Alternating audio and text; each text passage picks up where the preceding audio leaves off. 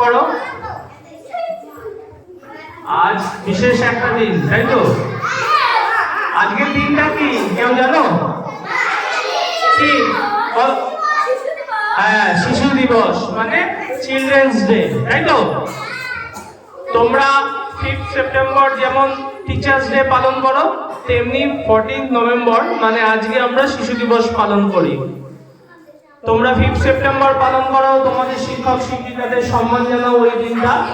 আর তোমাদের তো সারা বছরই ভালোবাসি আমরা, সারাটা জীবন বাঁচবো, কিন্তু তার সাথে তোমাদের জন্য বিশেষ একটা দিন আমরা পালন করি আজকের এই দিনটা 14ই নভেম্বর।